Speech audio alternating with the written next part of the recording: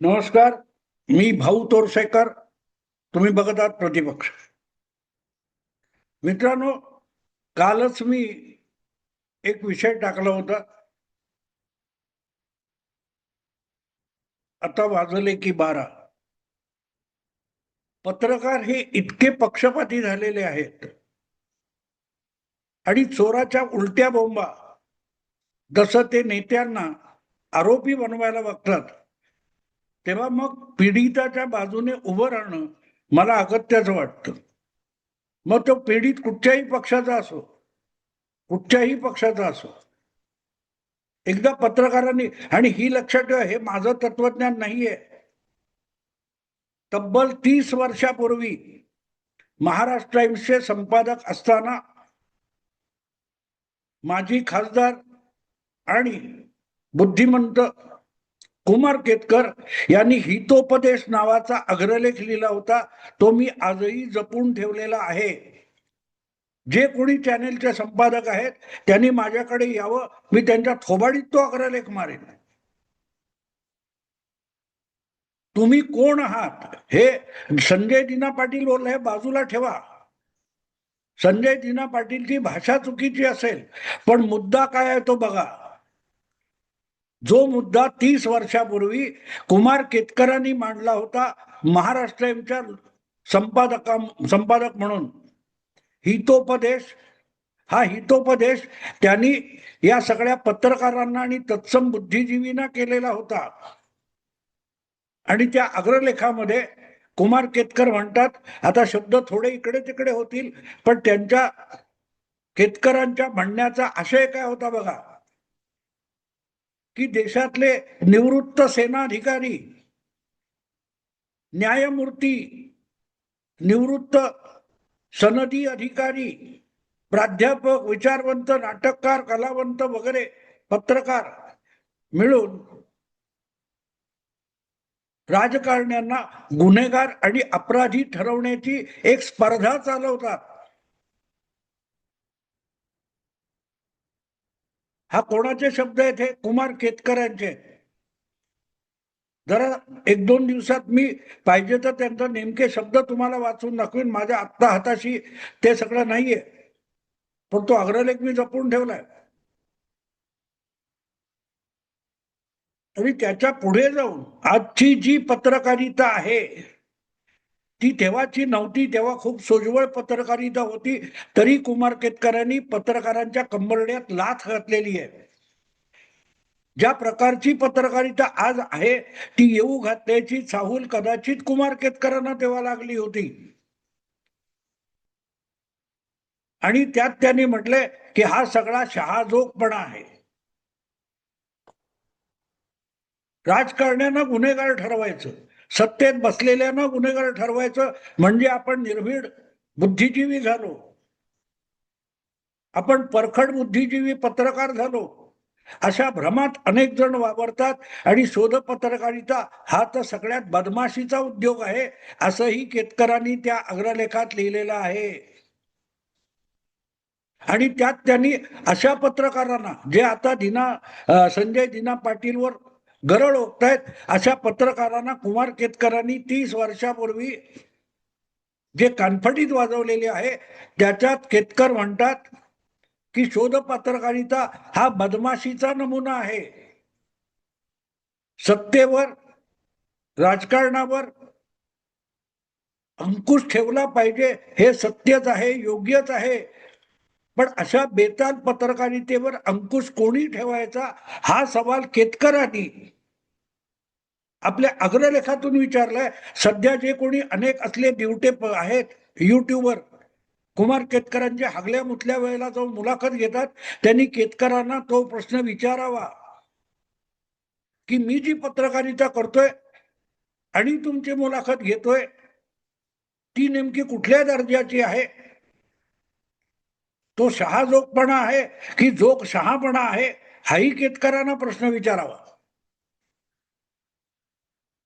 ज्या प्रकारे संजय दिना पाटील यांना पत्रकारांनी हैराण आणि परेशान केलेलं होतं, त्यानंतर कुठल्याही सामान्य माणसाची अशीच प्रतिक्रिया येणार अशीच प्रतिक्रिया येणार. कारण तुमच्यावर आता कोणाचाही अंकुश राहिलेला नाही. पत्रकार, पत्रकारिता आणि त्यांच्या हातात आलेली माध्यमं ही इतकी बेताल झालेली आहेत की आम्ही ठरवू तो आरोपी आहे. बाकी कायदा, न्याय व्यवस्था, प्रशासन व्यवस्था, नैतिकता वगैरे गेले जहन्नम मध्ये. आम्ही ठरवलं. मध्यंतरी माझाही निषेध अशा काय त्या टीव्हीच्या पत्रकारांनी केलेला होता, कारण मी त्यांना कुत्र्याची उपमा दिली होती. आणि आज जर नेमक्या त्या भूमिकेमध्ये संजय दिना पाटील असतील तर त्याच्या पाठीशी उभं राहणं हे भाऊ तोरसेकर आपलं कर्तव्य मानतो. पहिली गोष्ट म्हणजे तुम्हाला धमकवायला, तुम्हाला मारायला संजय दिना पाटील तुमच्या घरी आलेला नाही, तुम्ही त्याच्या घरी गेलेले आहात. त्यामुळे त्याच्या घरी गेल्यानंतर त्याच्या शिस्तीत वागणं अगत्याचं आहे. विधानसभेत गेल्यानंतर मला पाहिजे तसा मी घसेन, मला कोणी तपासता कामा नये, मी विमानतळावर गेलो तर माझी सुरक्षा चेकअप होता कामा नये असा दावा तुम्ही करू शकत नाही. मी पत्रकार आहे. कोण लागून गेलात तुम्ही? पत्रकार म्हणजे कोण लागून गेला तो? पत्रकारांवर हल्ले, अरे मूर्खासारखे वागलात तर तुमच्यावर हल्ले होणार आहे. लक्षात ठेवा. आजकाल जे बंगालमध्ये चालू आहे, फक्त टीएमसीचा नेता कार्यकर्ता म्हटला की लोक त्याला रस्त्यात मारतायत. सडकी अंडी, टोमॅटो त्या टीएमसीच्या नेत्या कार्यकर्त्यावर फेकले जात आहेत. त्याचं कारण ते फक्त टीएमसीचे सदस्य आहेत. त्यांनी कुठला गुन्हा केलेला आहे की नाही कोण विचारत नाही. तसं हळूहळू पत्रकारांना सुद्धा रस्त्यात लोक बडवतील, तो पत्रकार आहे म्हणून. त्याने काही गुन्हा करण्याची गरज नाही. इतकी विश्वासार्हता पत्रकारितेची रसा तळाला गेलेली आहे. ते बघितलं सगळा तो व्हिडिओ मी. तो संजय दिना पाटील सरळ सरळ सांगतोय की तुम्हाला मी 2 मिनिटं म्हटलं त्याप्रमाणे उतरलो, बोललो. तुम्ही 10 प्रश्न पुढे पुढे पुढे चाललाय, तुम्ही बोट कुठे घालताय? बोट कुठे घालतायत? हे अश्लील शब्द असतील, पण ज्या वेळेला ओवीने माणसाला समजत नाही त्याला शिवीने समजवावं लागतं.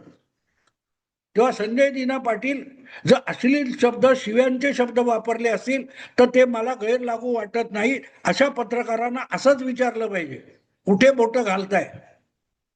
काय चुकीचं होतं?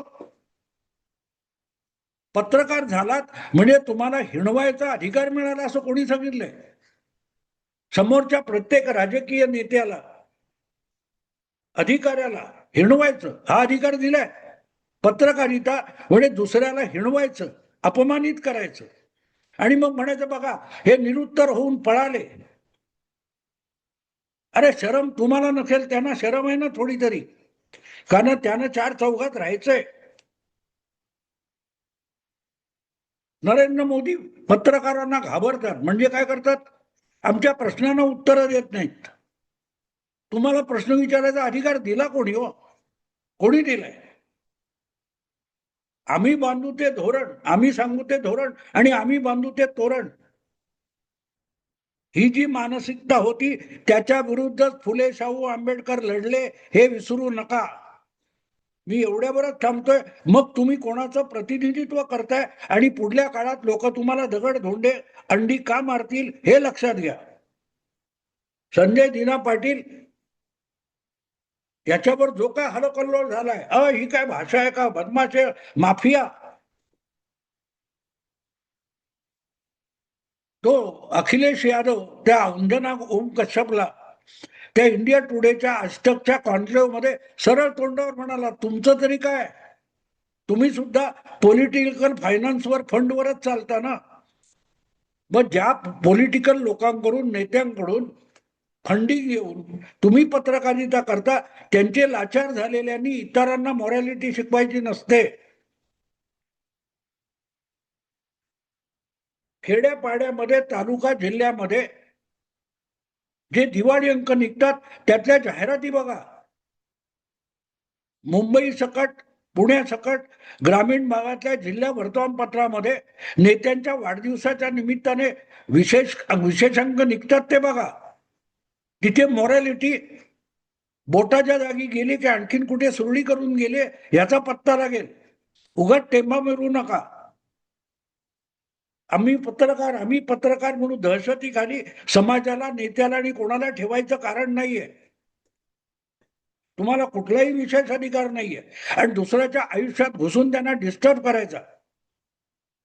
संजय दिना पाटील आपल्या सोयीनुसार शिंदे सेनेत गेले, त्याच्यावर टीका करायचा तुम्हाला अधिकार आहे, पण त्यांच्या घरी जाऊन त्यांच्या तोंडावर त्यांना अपमानित करणं. त्यांची मुलगी उभाठा शिवसेनेची नगरसेविक आहे आणि ते शिंदे सेनेत गेलेत. मग तुम्ही तिथे भांडण लावायला गेलात बाप लेकीमध्ये, कशाला गेलात? जे सगळं दिसतंय त्याच्यावर त्यांना प्रश्न विचारायची गरज नाही. तो व्यवहार आहे, तो व्यवहार आहे. आणि असे बदमाशी करणारे शेकडो पत्रकार लोकांना दिसतात, पण सभ्यता म्हणून लोक गप्प आहेत. एकदा लोकांचा धीर सुटला तर बंगाल सारखी परिस्थिती इथल्या पत्रकारांसाठी, देशातल्या पत्रकारांसाठी व्हायला वेळ लागणार नाही. काही पत्रकार फार मोठे सभ्य आहेत आणि दुबळे आहेत असं समजू नका. एक मला इंटरनेटवरच युट्यूबवर अमेरिकेचे माजी अध्यक्ष रिचर्ड निक्सन यांचा एक व्हिडिओ बघायला मिळाला. ते म्हणाले जगामध्ये सगळ्यात शक्तिशाली कोण असेल तर मीडिया आहे. लोकांना वाटतं की CIA, अमेरिकन लष्कर, अमेरिकेचा अध्यक्ष, सरकार, अमेरिकन काँग्रेस हे सगळ्यात शक्तिशाली आहे. नाही म्हणाले, त्या सगळ्यांना जमीनदोस्त करण्याची विनाशक शक्ती मीडियामध्ये आहे, पत्रकारांमध्ये आहे. त्याचा इतका गैरवापर करू नका की लोक तुम्हाला रस्त्यावर तुडवतील. ऑपरेशन तुडवा लोक सुरू करतील. आज बंगालमध्ये जे होतंय, काय होतंय, 4 मे पर्यंत तोंडाला झीप लावून, मास्क लावून गप्प बसलेले लोक 4 मेला ममता दिदीचा पराभव झाल्यानंतर टीएमसीच्या सगळ्यांना घराबाहेरून पडण्याची भीती वाटायला लागली. तशी पत्रकारांना बाहेर पडायची भीती वाटेल. संजय दिना पाटील हे जे बोललाय, चिडून बोललाय, शिव्या दिल्यात, जे काय आहे ते, मी त्याचं समर्थन एवढ्यासाठी करतो की तो सगळ्यात पत्रकारांना येऊ घातलेला संकटाचा इशारा आहे.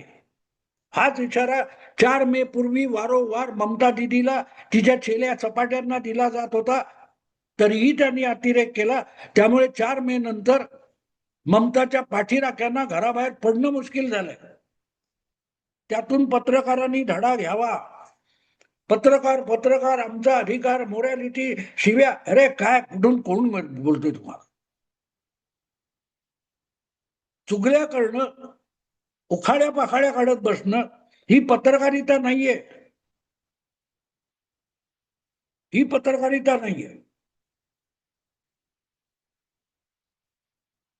अगदी एक कोणीतरी त्या विनोद मला वाटते तो कोणाचा ते की कोणाला तरी रस्त्यावरच्या बंगालच्या कुठे बिहारच्या कोणाला सांगितलं त्यांनी, कोण होतो पत्रकार हो, किस पार्टी के हो, असं विचारलं.